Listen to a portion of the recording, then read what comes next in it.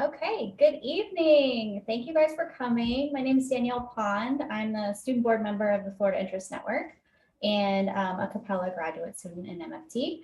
And I have with me tonight our panelists. Richard Long is a private practitioner, longtime MFT. Carrie Budin-Peel is an LMFT from South Florida, and Meredith Neal is an LMFT from South Florida. Very experienced folks who are also on the Florida Interest Network board, and they're here to share their knowledge with you, with all of us.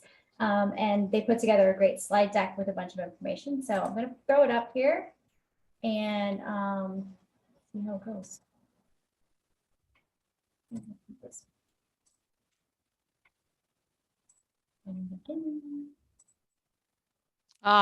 Private practice in that location. That'd be nice. I know, Carrie's picture is so beautiful. Okay, so the first thing we're going to cover is like how to select your market niche, because that's sort of a tricky one that people, myself, especially as a student, I'm like, what am I supposed to say that I know how to do? So let's start with Meredith. Do you want to weigh in on how you picked your niche for your private practice? Sure, I'd be happy to. I kind of had three hats on my head. My background is theological training, pastoral counseling, and also in sex therapy. Mm-hmm. Also, I'm an LMFT, so I feel like I have three hats on my head. For a lot of people, I think those disciplines have not worked together well in their own heads, but they work very well for me because it allows me to talk just about anything. And I find that it attracts different kinds of clients who may be in various places in spiritual crisis or a marital crisis or grief or dealing with some sexuality or gender related issues. Mm-hmm.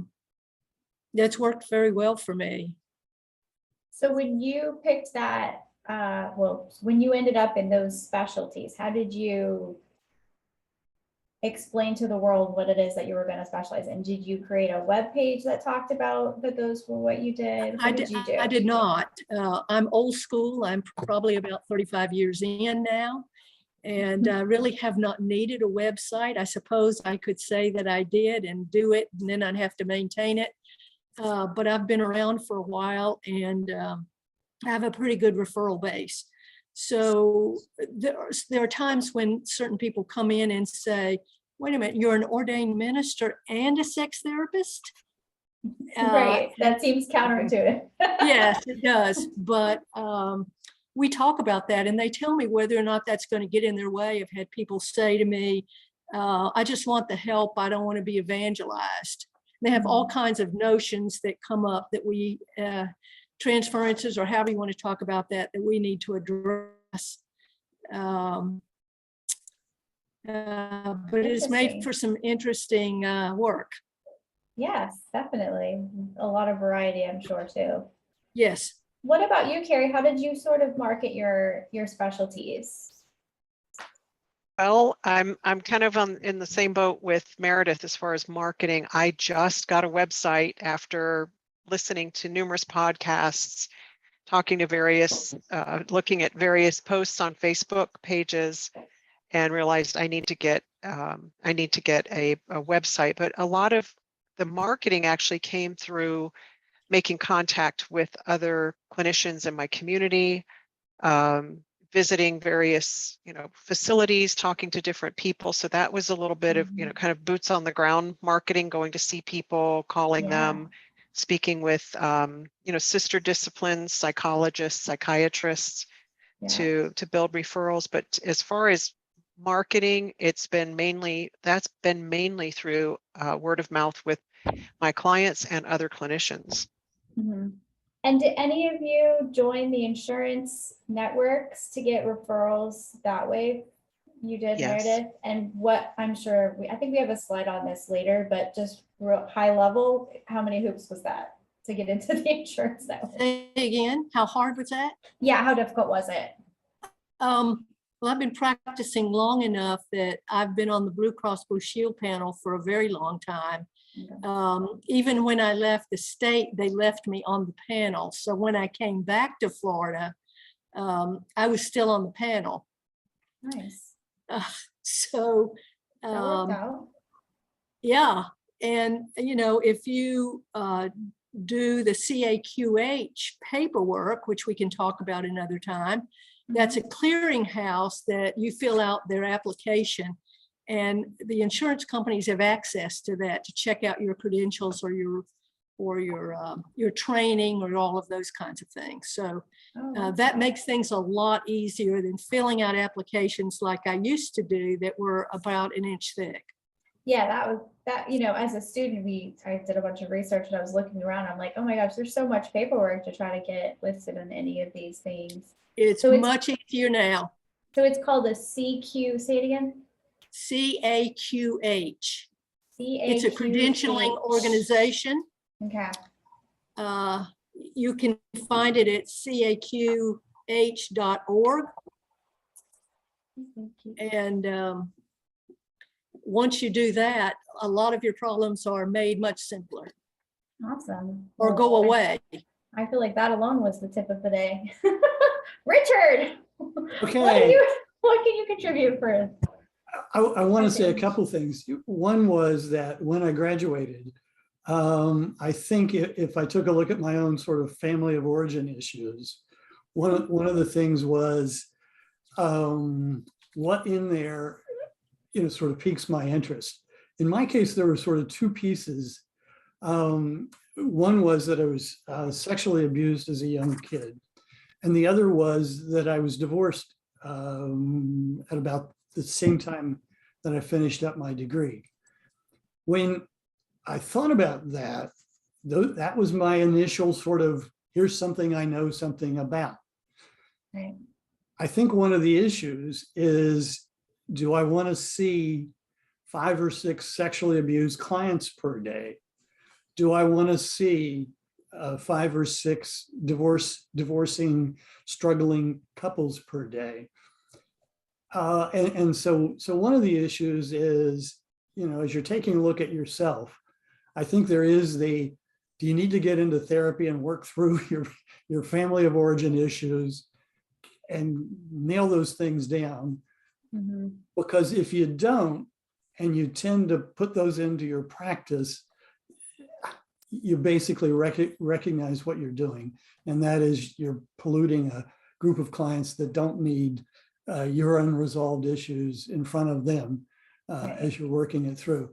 So I backed up from that, moved into an agency, and the agency basically was saying to me, you've got to expand the practice. I took the same approach that Carrie took, which was essentially worked with a bunch of Department of Children and Family Services people. I would show up at continuing ed seminars in the local community, meet and greet these people during the coffee break, walk over and say, hi, here's who I am, here's the work I can do, and et cetera. And what would happen would be 3 weeks later, I'd get a referral. And then I began to kind of, you know, build a caseload sort of based on essentially what was a continuing ed opportunity that allowed, you know, me to, you know, for them to kind of say, oh, I met this guy. He seems to have an interest in our population. Let me kind of do it. The second one was a group of young people who were transitioning out of foster care, and they needed a lot of sort of career development. And that worked exactly the way Carrie's talking about. You know, I met them during, you know, one of these continuing ed things. And, you know, they said, hey, we've got these young people. We don't have anybody to work with them. And I said, you know, I know a little bit about career work, you know, let me go do it. So when I talk about, you know, when I think about it, it was really much more in-person contact than it was, you know, the idea of sort of website or passing out business cards or doing anything in a, you know, that's Facebook or any of the other kind of stuff. It was really Right. an in-person thing that was there. The other thing that I wanted to say, you know, has to do with this business of, you know, what's sort of hot right now. You know, and if you look at, and Meredith mentioned her own background in sex therapy, you know, the whole sort of transgender, trans children, you know, kind of thing is super hot Yeah. in our community right now. And you could jump on that if you wanted to jump on that. But you raised the question earlier about credentialing, and I'd say to you, you're nuts. If you want to jump into that trend, you know, without any specialized Yeah. education, without any additional credentialing or whatever.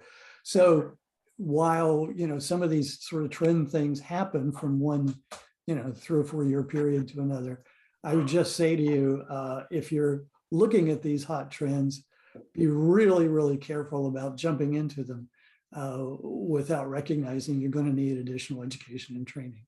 Yeah, well, I think all of us, and at least all of us that I've talked to in graduate school, realize that we're getting like the basic, like we're like level 1 when you finish, and then you need to like decide what you like and what you're good at, and then kind of level up from there for different Yep, things. exactly. So marketing your practice, obviously build a website.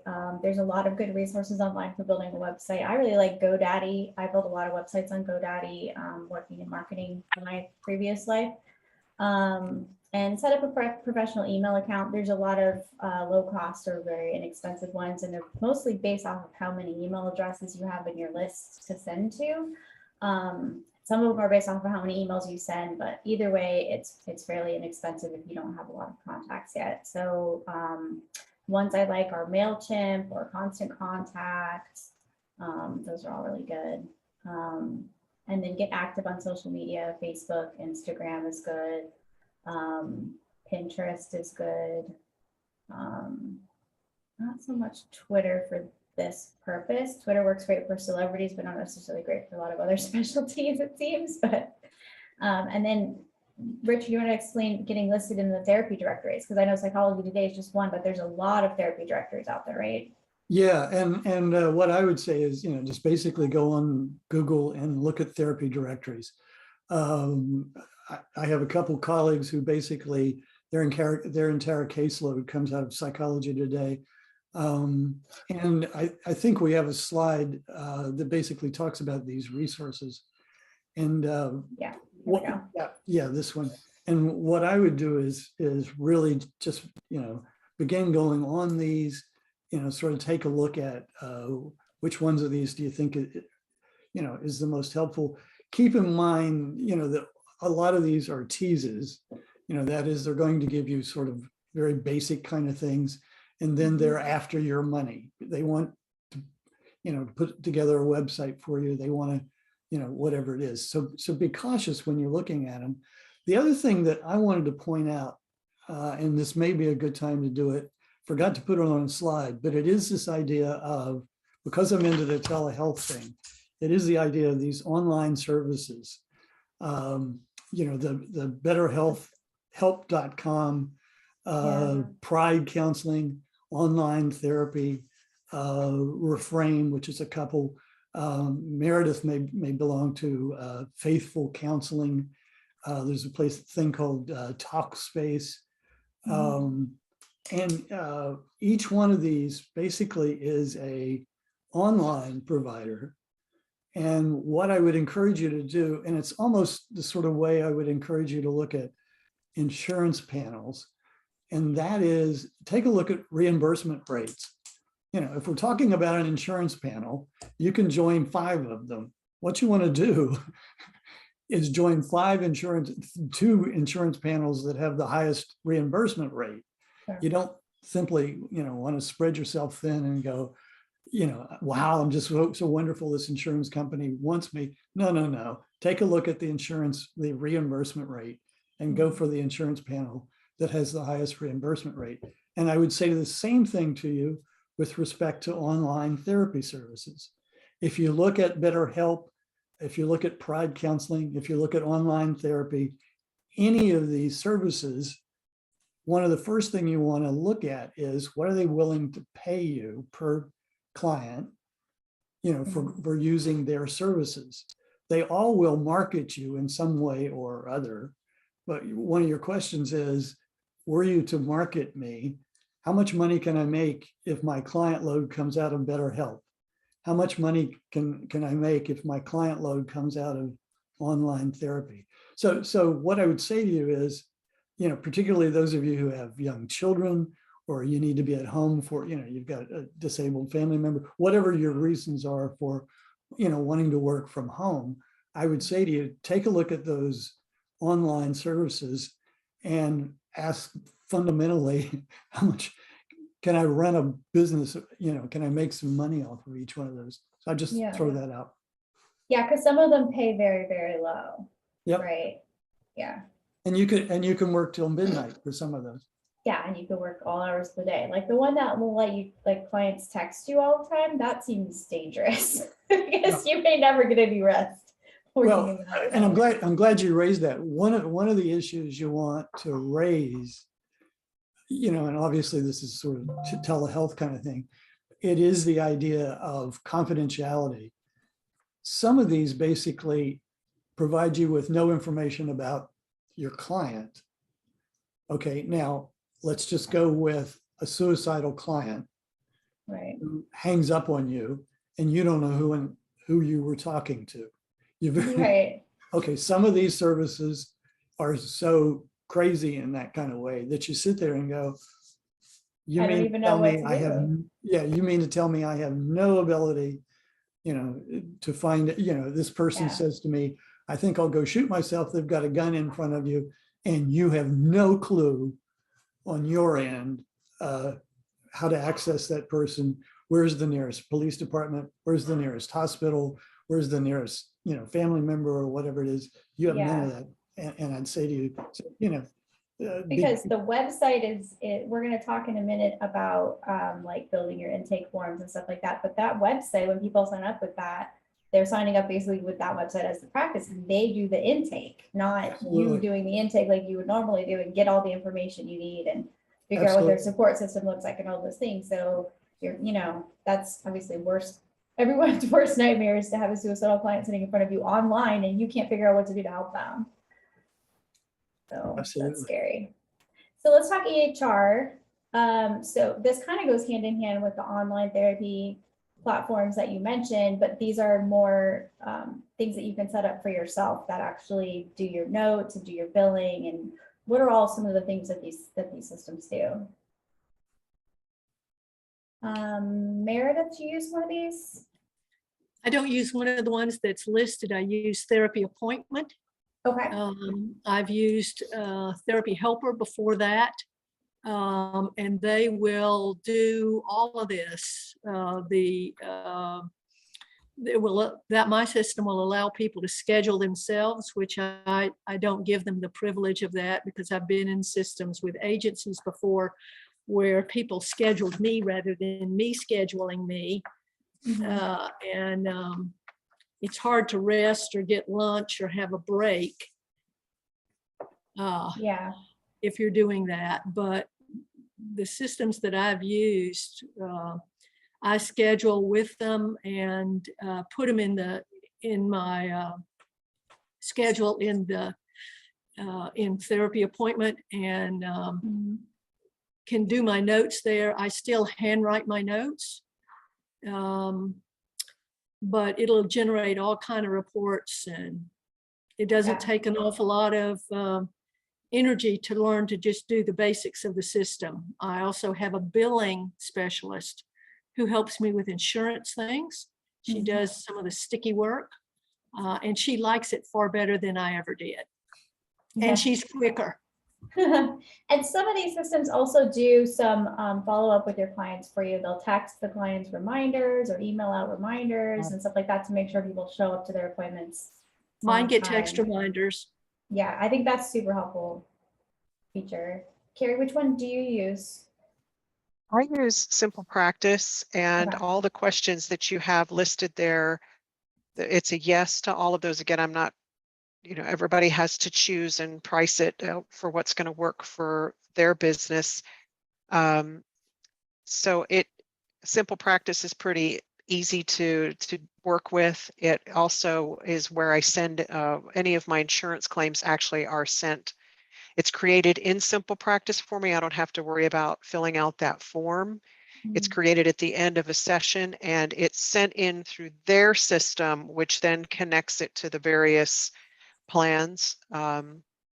So it's pretty easy and simple to use. The main thing I would encourage everyone to do is keep in mind, this is handling your payments by a card, or if someone hands you cash in a session, or however you've set up with your clients. But also to add along with this is some type of simplified bookkeeping system for yourself, because this, although Simple Practice can generate something for you at the end of the tax year, you're going to want to have something else that you're Yeah. keeping track of your expenses in Yeah. as a whole other side issue. But So again, like there's a- lots of them out there. Just price them out. Simple Practice also has a secure telehealth platform, which I use. That's It's nice. part of what I pay for. Mhm. Many of these do. I know Therapy Notes does. So that's another thing to consider. What would you do if you're doing telehealth? Are you going to pay for a Zoom account, or do you want it all inclusive with your EHR? Yeah. And so like QuickBooks has a bunch of different versions, but the one that I like is the self-employed version. It has an app and it'll auto track a lot of different things. And then you can pull reports. It'll even estimate your taxes for you, which is good because I'm really bad at that. So, and I think it's like $15 a month or something. Not a lot. Okay, more consideration for your checklist. So, Richard, what did you have in mind in terms of business plan? What do we really need to do? I think actually it was Meredith Oh, Meredith? who talked about, well, no, we'll just check it, but it was Sunbiz. There are what's it called? It's a small business unit. I'm losing its name right now. But basically, the idea of developing a business plan, if you haven't, sort of thought about any of these kind of issues, my recommendation is that it's a group of former CEOs and retired business people who basically, for free, will help you develop a business plan. It's the kind of thing where if you wanted to get a loan from a bank and you said, I want to sell hats down the street or whatever it is, and the bank says, well, we need a business plan, they'll send you to, it's a small, what's Is it it, called? is it SCORE? Yeah, that's it. That's it. And the deal is, these people for free, will basically, spend a couple, 2-3 months with you, sort of helping you sort out, we've talked earlier about panel and panel reimbursement. We've talked about these telehealth platforms, the online services and all those kind of things, and what's their reimbursement rate and all that kind of thing. What the business plan people will do, and Danielle mentioned, the long hours it would take to, make a living off of these kind of things. What they will do is sort of help you break down a given day and say, this is how much money you're going to have to be charging in order for you to pay for an office, or in order for you to work at home, or, whatever your circumstances are. Right. And for you, so the idea is, to begin, to work through what is it going to take for you to make a living, so that, at the end of 6 months or whatever it is, you're not a guppy in a fishbowl looking for oxygen. You're able to have a decent lunch. You're able to, afford a new pair of shoes if you need them or whatever. Yeah. I would strongly recommend, if you haven't picked up, business planning for dummies or whatever it is, take a look at it, develop a business plan, take it to, I think it's SCORE. I think she's right. I think Meredith is right. Take it to them, they'll tear it apart. It feels a lot like you've got to develop a little bit of a thick skin. It feels a little like going to Shark Tank or whatever, because somebody will, make fun of you and go, I can't believe you think you're going to make a living. And you kind of say, all right, well, let me go back to the insurance panels and, You know, Yeah. maybe I can change this insurance group instead of this. Or maybe, you know, even the idea of what the population is. You know, if you say to yourself, I want to work with a bunch of teens, and you recognize, you know what, I can't make a living off of teens. I need to move to couples because couples pay more money. Whatever it is that the learning is in this process, I think it's a valuable thing, you know, to go through before you open your door and start seeing people. So that answers the question about where can you put your office? You know, Yeah. how much money can you put in advertising? What's it going to take? You know, Meredith mentioned she has somebody that handles the accounting. What does that cost? You know, these EHR systems each have a fee involved. And when you do a business plan, you have to plug in your accountant. You have to plug in, if you want an attorney, whatever it is you think it's going to take, you know, for you to survive as a freestanding business person. And even, you know, are you going to need to do a group practice or join something else initially? It gives you that information, and that would be my advice on that issue. Yeah, so it sounds like we really should make a budget, like list out all of your expenses. This is how much your overhead's gonna cost. Then you can figure out how many hours you can physically work without going crazy. And then you can figure out how much you need to charge per hour, how much you need to earn per hour for reimbursement in order to cover the overhead and make a living, right? Absolutely. Okay, so the math is pretty straightforward even for us that are not mathies. And business cards, you know, you can create those yourself and online. There's a bunch of different cool websites that you can put them together and get them printed and sent to your house. How much liability insurance do you recommend practitioners carrying? That's a sufficient amount, but I have bumped it up to the 5 million aggregate on the one side. Also, I get my insurance through CPH. You know, there's a variety of places again to get your insurance from, your liability insurance. And they recently came out with a cyber addendum to the insurance that I took that in case something were to happen with my EHR, if someone got into my, you know, hacked my computer, hacked my phone, hacked iPlum, which is the HIPAA compliant secure texting and voicemail system that I use. So I'm covered at least for something like that, but I carry a little bit higher. And also because I'm a qualified supervisor, I carry a little bit higher, but 1 million, 3 million is the basis to pretty much get you started. Okay. And CPH is the one that AMFT uses, right? That's the one you get a discount. That's correct. through. And you get a little discount. Absolutely. That's who I use as well. And you get a discount for doing some risk management work as well. All right. Well, that's good to know. Anything else on this list that anybody wants to talk about specifically, or you want to move on? One of the things I really want to emphasize, and I think most students know this, but I did Estoy not. aplicando para unemployment. Pero ya como que ya se pasó el tiempo, ¿no? Bueno, todavía estoy unemployed. If somebody is unmuted, let's mute. I think that's it. Sorry about that.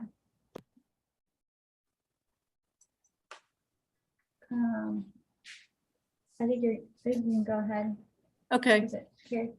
One of the things that I did not realize until later after I'd been practicing a while, I sort of knew it intellectually, but to understand it experientially is the value of a very strong informed consent that saves you many times. You can put a lot of things in your informed consent, but when it comes to financial things or the way claims are handled, if you're using insurance, or what your fees might be for certain reports, it's better to have thought some of that out. And one of the things that I've done is that when I did my informed consent, I sent it to a couple of graduate classes, and they could beat it to death and tell me all the things that I missed or didn't miss or that they liked. And that I found that really helpful. That's the informed consent will save you many days. So take Yeah. time with that. That's important.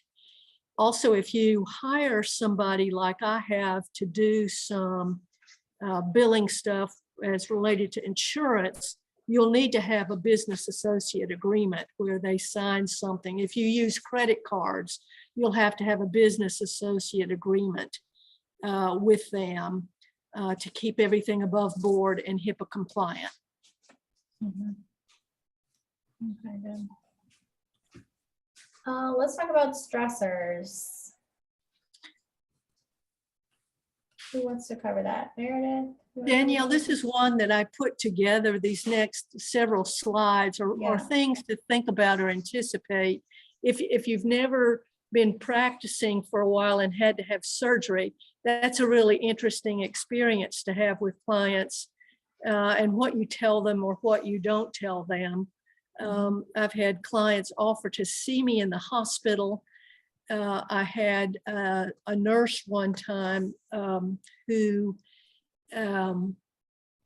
told everybody in the OR waiting area that I was getting ready to go into surgery, that I was his therapist.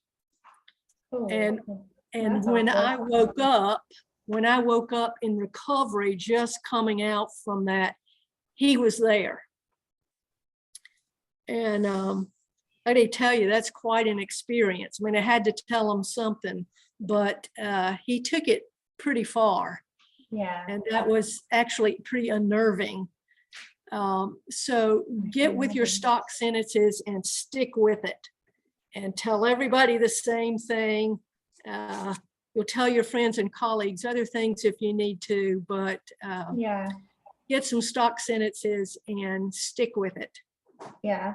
Do you suggest having another therapist that can like cover for you if you have cases that really need to be seen regularly? Or have you ever tried anything like that, like a buddy system? I have, because Yes. I often get the couples in the practice and one of my colleagues gets the children or adolescents or vice versa. And so it helps to have somebody that they can call if they need to do that. Okay. All right, let's look at the And next. Danielle, I've definitely done that. And one of the things that I did was I actually created a business will that there is a therapist that I'm good friends with in Miami, that if anything were to happen to me, it's something for any of us to consider with our records. If anything were to happen to me and I'm incapacitated, or if I were to pass away, someone has to be able to contact my clients and have access to my records. So I Yeah. actually went to an attorney when I created my personal will and created a business will so that this person will be the one that would of my clients, would get into the records, make sure that everything is closed out with simple practice, and handle those types of situations for me. So it's something I highly suggest you look into if you Yeah. once you're up and established with this. And the same person is my on-call. If I go on vacation or if I'm going to be out, I notify him and let my clients know well in advance I'm going to be out. And for those that may need it, I pass his name and telephone number along. Yeah, that makes a lot of sense. I wouldn't have even Danielle, thought. would you come back to the previous slide for a second? I want to make it. Okay. One of the things that it talks about in that second bullet point is legal actions. Mm, And I wanted to bring this up primarily to tie to what Carrie said earlier. I'm currently being sued for $5 million. And what's fascinating about that is, remember what Carrie said about insurance coverage? mhm. Okay, so the question is, where did the $5 million come from? Okay, and you get the answer. Okay, the answer has to do with what's the prevailing, suit right now. Now, in my case, Right. the lawsuit is coming this is the state of Georgia. I was on a licensing board and I'm being sued as a member of the licensing board, and it's being handled by the Secretary of State, so it's not a problem. But my point is to say, if you think you're invulnerable, you're not. You Right. are vulnerable. And if you haven't begun to kind of figure out what would your legal backup be, not that you put that person on a retainer, you don't have to sort of get that active with it, but you do, have to kind of say to yourself, within my community, who is it that, I can collaborate with if I need to, and just sort of begin to have that person in your, in the way that we're talking about, I've got to have an accountant. Just sort of think of yourself as, I've got to have an attorney. And it doesn't mean you have them on a retainer, but it does mean that if somebody says you were drunk one night, or somebody says you came on to them one night or one evening, or during a session or whatever it is, or somebody says you were inappropriate with them, whatever it is they might claim, that you have thought through, what do I do with that? Yeah. For the most part, our professional association will give you a generic person, as the first round of that. It'll be comforting, but it's not going to resolve locally what it is you need to have resolved. So just sort of keep that in mind. I just wanted to bring that Yeah. up. No, because that's a good one. I'm glad we didn't skip over that. Yeah. Other stressors, self-induced stressors. So we're talking about burnout here, right? Yeah, burnout, boredom, some of those kinds of things really can wear on you. And a lot of this has to do exactly with what Richard said early on, doing your own work and taking care of yourself, setting clear boundaries. There is more need than anybody can meet. And it's really easy to get sucked up into a couple of vortexes. So just be aware about these. There's a lot of need right now. And I don't know about Carrie and about you, Richard, but I have a waiting list of about Yes. almost 3 weeks. Yes. The other thing that I wanted to build on what Meredith is talking about is this idea of managing your caseload. It took me a while to figure this out, but let's just go with, I'm working, my last client I see at 6 o'clock or perhaps 7 o'clock. And that's a depressed client.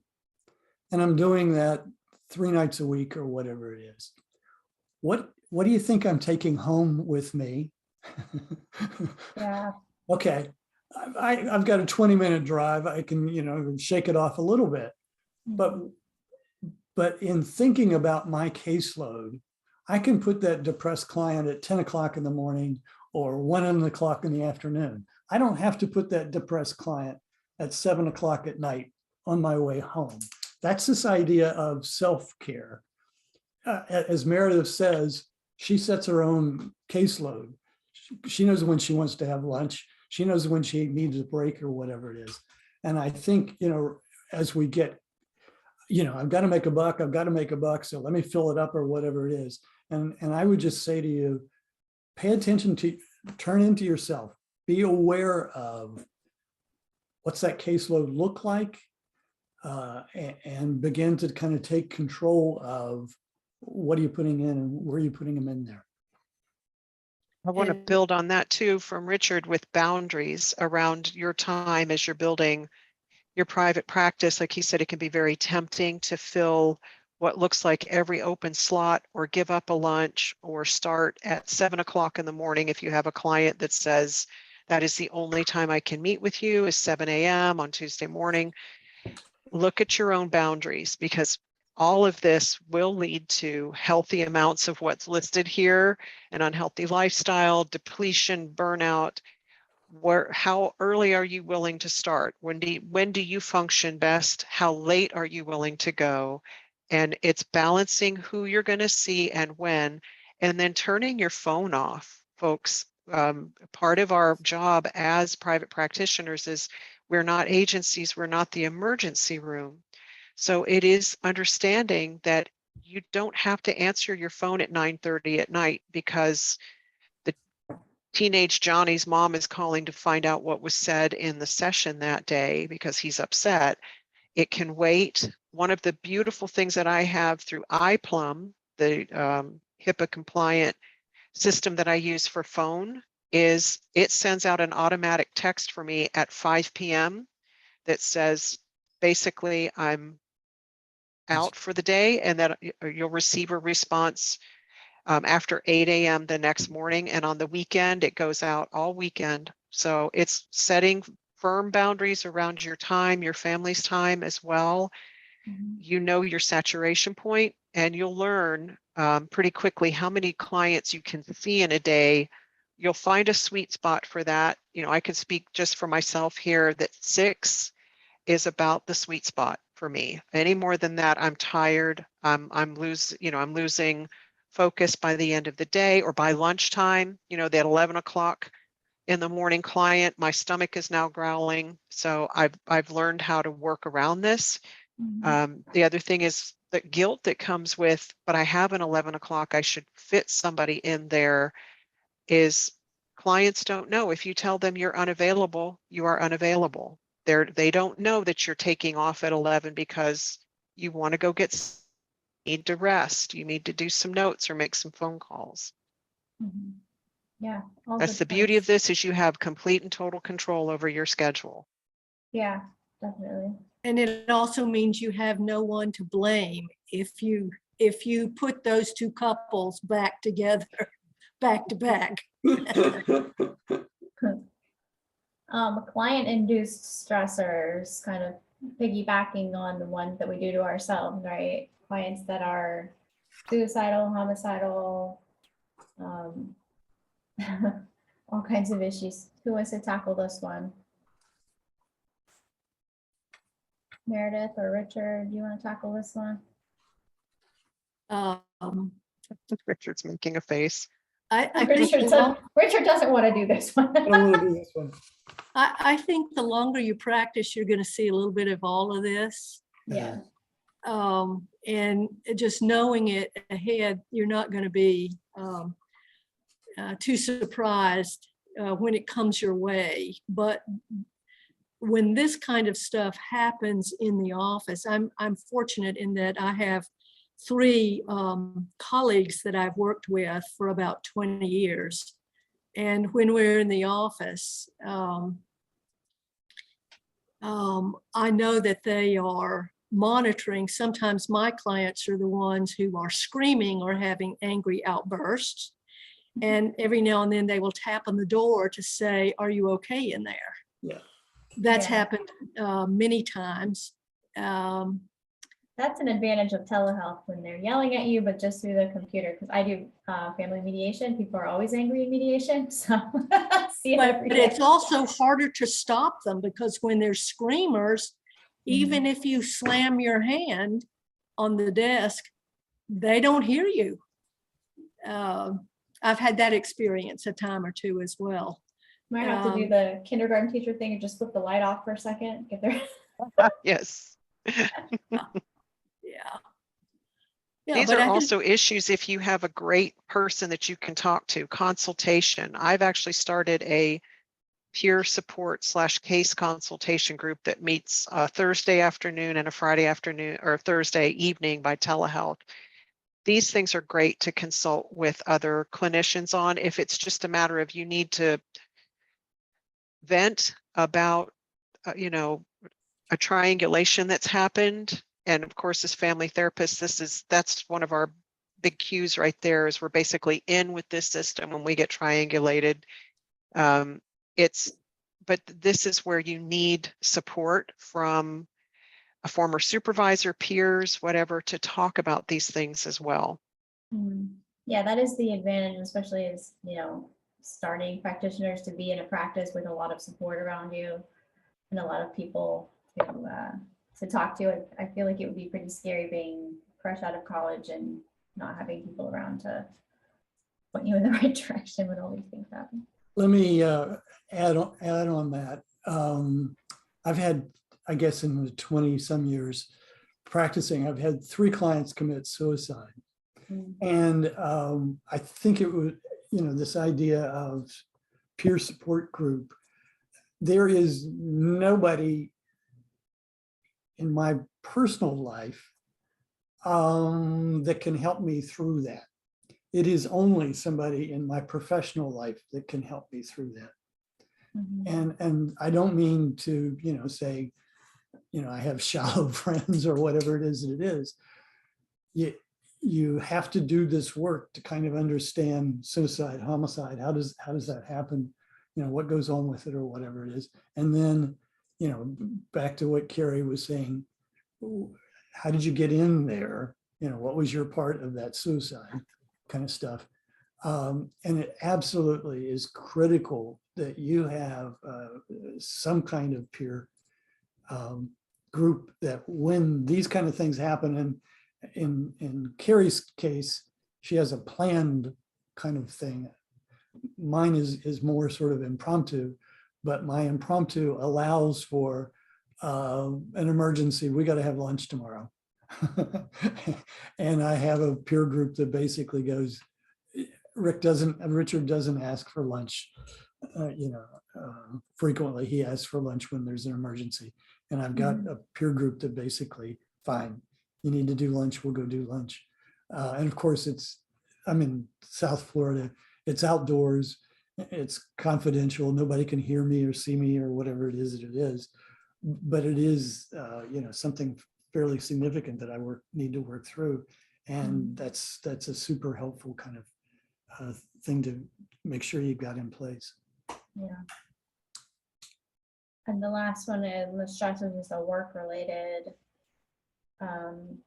excessive paperwork. I'm sure that's something we'll have to deal with. Torn allegiances, office mates, non-supportive peers. It seems like in private practice, some of this stuff would be less of a stressor, but I guess you still have to build your network, right? So you're still gonna have peers and you're still gonna have people that you lean on. What do you guys think? Carrie, I haven't heard from you in a minute. Want to weigh in on work-related stressor? Work-related stressor, definitely if you're in, when you're by yourself, it may seem like you're heading for the stress-free land when you exit the agency work that you're doing, but this happens, and torn allegiances and office mates, that's why it's important if you're trying to gather with another set of therapists that you make sure, if there's a couple of you that want to go into office space together, make sure that that there's some compatibility there. Obviously, if they're good friends, it doesn't always mean they're gonna be good office mates. So it's talking through, what are our goals? If we're just sharing space, do we want to eventually become a group practice? How do we see this moving forward? And then will they also be supportive of you? Do you want to speak with your office mates about what's going on, or do you want to go outside of that as well? So some of these can be big stressors. The supervisory distrust and competence. I want to just encourage anyone that's experiencing that to move forward. It can be really tough. We form very strong bonds with our supervisors because we're with them for a while.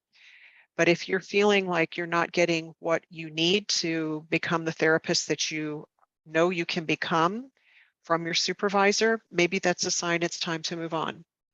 And no harm, no foul. Being on the other side of that as a supervisor, understanding if there's something else you need that I'm not providing, I want you to find that out there. But it's definitely a stressor to try to find that and change that as well. But do it, get yourself uncomfortable and do it. Excessive paperwork, that's the positive thing. If you're coming from an agency that's stressed paperwork, when you get into private practice, yes, there's paperwork, but you're probably going to succeed at it very well, getting it completed. I wanted to add a couple things to that. One is, we talked earlier about EHR systems and what are the features and benefits of the EHR system. there are 2 or 3 of those EHR systems that we identified earlier that have basically pull down screens and you just highlight them. Mhm. There are some that are open-ended and you've got to type it in. So for those of you who are in love with pull down screens, just sort of know all you've got to do, a treatment goal or treatment plan or whatever it is. Some of those systems, all you do is just highlight it. It'll automatically pop up and all at once it's done. You don't write any of that out. It's just simply a matter of highlighting it. So I wanted to point that out in terms of EHR system. The other thing I wanted to come back to is this supervision issue and our own sort of personal issues. Because I was doing some supervision in near Atlanta earlier. And it was interesting to me, particularly if you were in a university system in which it's everybody gets a trophy, everybody gets a ribbon, you perhaps came out of an environment in which it wasn't particularly critical. And some supervisor, basically, said you were the best thing going. And all at once you move into a supervisor who says, hey, let's talk about, areas in need of improvement and let's get into that. And that might hurt your feelings, okay? And that might make you cry. And so one of the things that you need to kind of think about in this idea of supervision, and it's sort of like boyfriend, girlfriends, husbands. If you've gone through 3 husbands or wives or boyfriends or girlfriends or whatever it is in the last couple of months, you might want to look at that. And that is if you are moving from supervisor to supervisor to supervisor, you might want to back up a little bit and go, wait a minute, where is the distrust and where is the incompetence? Is it with the other or is there something I need to look at with me? And that's all I wanted to say about that I just think sometimes with these supervisory relationships, I agree you want to get your needs met, but I would also say that sometimes there's a toughening of the skin, that needs to happen, because if a supervisor is seeing something and repeats that 2 or 3 times, you might want to kind of go, all right, maybe I really need to look at that because, it's creating a problem with my clients and the lives they're trying to live. That's all I want to say about that. Great. The last thing we want to talk about real quick is ethics. Obviously, everyone has probably had to memorize or mostly memorize the Code of Ethics, the AMFT Code of Ethics, or one of the other ethic codes. This one, that Richard, I think you pulled this, is about advertising. You want to go over that? Yeah, I think the big issue there is only talk about this is what are the facts, man. If you have completed your degree and you have a degree, you may use your degree. If you have not completed your degree, you don't talk about yourself as if you have a degree. Okay, and the same thing with these people throw around, certifications. I'm certified in this and certified in that. If you don't have a damn certification sitting on your wall from an organization, do not put that in, any kind of public document, anything online or whatever else that's there. I think it gets a little soft and a little mushy when we're looking at, advanced training or, I attended a seminar on, topic X, Y, or Z or whatever it is. If you did EMDR and you've got their credential, talk about the credential, but do not talk about it if you don't have that credential. That's the big issue with this is that we're somebody to do an investigation review and call NBCC or whoever it is that the credentialing agency is and say, it's the same thing with the licensing board. If somebody pulls up your license and discovers you said you had a license and you don't have a license, you're in trouble. And the same thing with these certifications. Consumers are not stupid. When you put something out there, like you're a sex therapist, there is a directory of sex therapy. you can pull it up, look at it and find out whether you're registered or not registered. And that's the big issue, when we're talking about how you represent yourself. Training, education, experience, it's got to be truthful. Yeah. Would either one of you, Carrie, Meredith, would you add anything to that? I don't think so. I think you covered that really well, Richard. Thank you. Yeah. I'm glad you put that slide in. So now we can take some questions. If anyone has any questions that we haven't already addressed. Otherwise, I cheated and wrote some questions down so that. Oh, But we are going to Yes, finish thank on you. time, so we don't have a lot of time for questions. But Dr. Schooley, did you have one? No? Okay. No, I just thought I would try to set an example for Jeffrey and Andrea and Kelsey and Jessica Yes. and Amanda to come on camera so If that we anyone's still can see awake, them. please Yeah, ask there's questions. Jeffrey. All right. Yay. Nice to see you, Jeffrey. Right, thank you for inviting me and letting me participate. I have a California license as an MFT, but Florida is allowing me to do only telehealth Hmm. with clients here.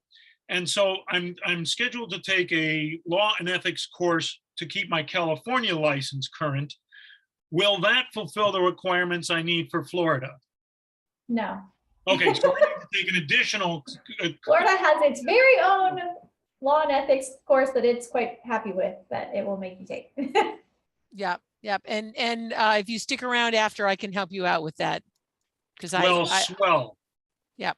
Thanks. I'll stick around because I need Good. all the help I can get. no, the laws and rules for Florida are very specific to the Florida laws and rules, which are going to be quite different from California. So even if you didn't have to, you'd still want to. Yeah. I've been thinking about that, and so that's why I'm bringing it up. Thank you. Yeah. Anybody else have a question? Good question, Jeffrey. Thank you. Sure. Anybody? I had one other question. Well, to further that point and to dovetail off of Richard is your CEUs that you have to have for once you are licensed is a great way to build scope of practice. So, make it work twice for you. If you want to specialize in couples and you take Gottman, make sure you get the CEUs for it, things of that nature. So, Yeah. sorry, Danielle, go ahead. No, that was a good point. I guess if we want to give one final question, since we're almost out of time, what for the panel or any of our other MFTs on here, and we haven't heard from Irma, but she's got a lot of experience too. What's the toughest part about starting a private practice and sustaining it? I think that's what everybody who's considering doing that is thinking, right? Anybody want to jump in? For me, it was trusting myself enough to make the jump. Yeah. It's a leap of faith, however you do it. And you decide at some point you're going to jump. And it's easier to jump if you have talked to people who have done it and you have trusted colleagues. Yes. Yeah. Is there like an It's a experience tough- level that you feel like you got to before you were like, oh, I can do this on my own? No.